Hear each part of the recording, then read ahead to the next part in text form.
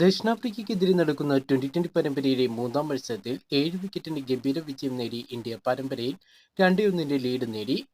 കഴിഞ്ഞ മത്സരത്തിൽ ദക്ഷിണാഫ്രിക്കയോട് 51 റൺസിന്റെ തോൽവി വഴങ്ങിയ ഇന്ത്യ ധരംശാലയിൽ നടന്ന മൂന്നാം മത്സരത്തിൽ അനായാസ വിജയം നേടി ഗംഭീര മടങ്ങിവരവാണ് നടത്തിയത്. ഇന്ത്യൻ ബൗളിംഗ് നിരയുടെ കൂട്ടായ ബൗളിംഗ് ആക്രമണമായിരുന്നു ദക്ഷിണാഫ്രിക്കയെ ഇന്ത്യ വീഴ്ത്തിയത്. ടോസ് നഷ്ടപ്പെട്ട് ആദ്യം ബാറ്റിംഗിനിറങ്ങിയ പോർട്ടിസ് പടിയെ 117 റൺസിൽ ഇന്ത്യ പുറത്താക്കി.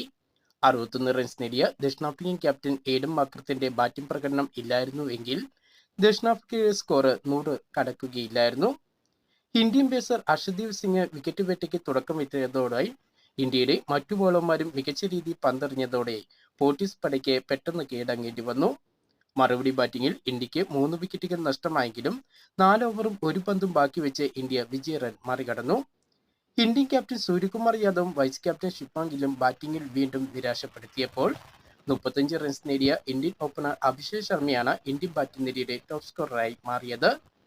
അഭിഷേകിന്റെയും ഗില്ലിന്റെയും സൂര്യയുടെയും വിക്കറ്റുകൾ നഷ്ടമായ ഇന്ത്യയെ പുറത്താകാതെ തിലക് വർമ്മയും ശിവൻ ദുബെയും ചേർന്ന് വിജയതീരത്ത് എത്തിച്ചു.